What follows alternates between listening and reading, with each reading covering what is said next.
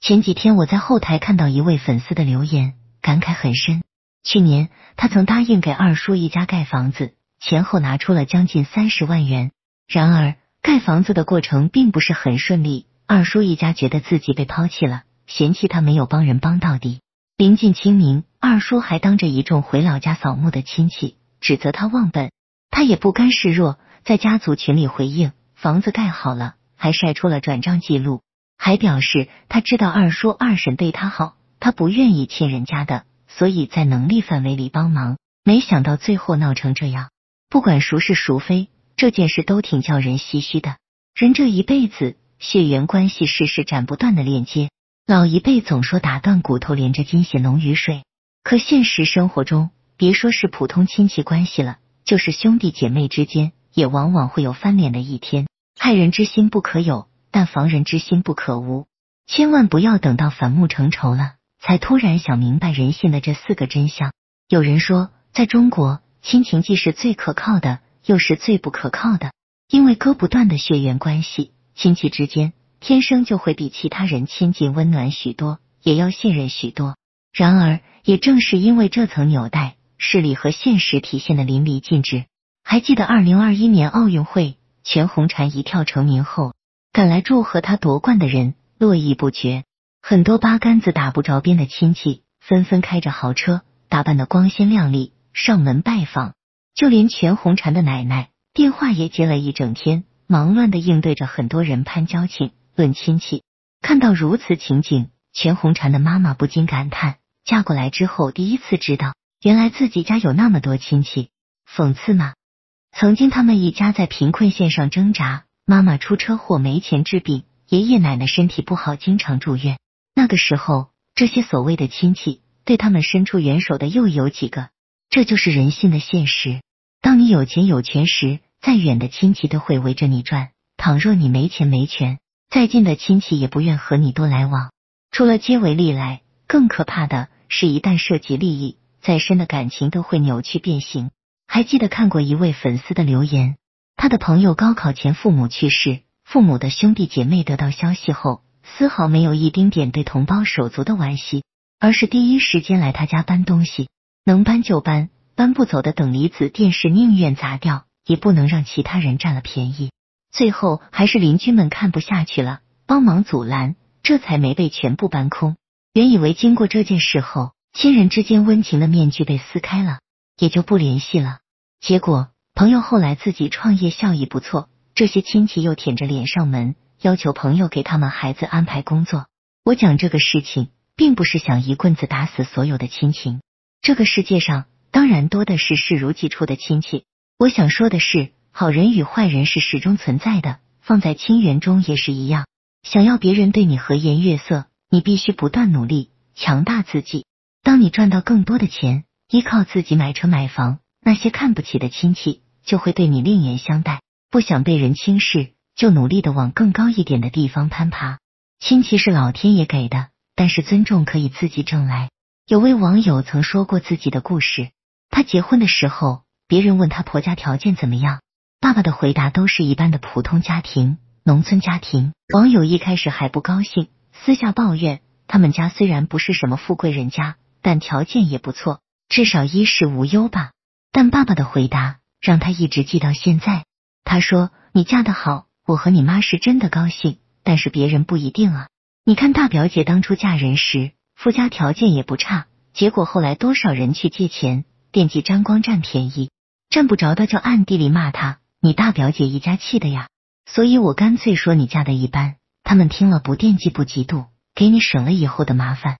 这个世界上除了你的父母，真正希望你过得好的人其实并不多。对于更多的人来说，打听有关你的事只是为了确认你没有威胁。以前公司有一个女领导，是个年薪100万的厉害角色，每次出门全身上下都是名牌，唯独过年回老家时都是打车，一身长款羽绒服，把自己裹得严严实实的，也不让父母对外透露她的收入。亲戚邻居都当她只是在外面讨生活，赚的钱也只够温饱。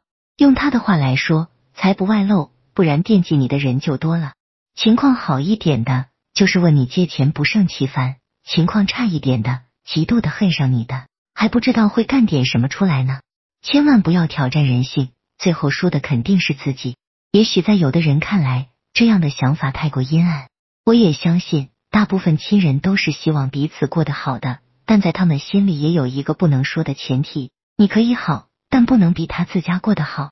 这是人性的使然，谈不上对错。这个世界上，财富不均是一个无法改变的事实。但你越炫耀，以为让自己有面子，关系好的亲戚表面上可能不会说什么，但回家后难免心情低落，与你渐行渐远。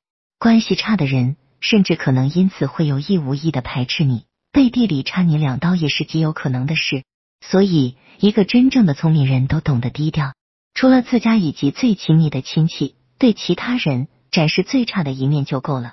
路遥在《平凡的世界》里说过，人与人之间的友爱，并不在于是否是亲戚。小时候常常把亲戚2字看得美好而重要，长大了开始独立生活，才知道亲戚关系常常是庸俗的，互相设法沾光，沾不上光就翻白眼，甚至你生活中最大的困难也常常是亲戚们造成的。确实，这几年每次有关亲戚的话题登上热搜，几乎都是年轻人的吐槽。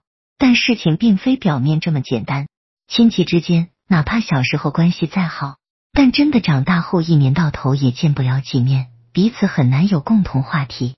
再加上老一辈和现在年轻一辈在思想层面、认知层面的不同，一些小摩擦和琐碎的事情也就多起来了。一位博主曾分享自己的过节感悟：小时候喜欢亲戚聚会，后来工作后讨厌亲戚聚会，就是不断攀比，被催婚。但是这2年，我的心态完全不一样了。有些亲戚真的1年才见一次，但是再见时行动缓慢，头发白了，眼神也不再清澈。但不变的是，见我的时候依然叫着我的小名，聊起我小时候的故事。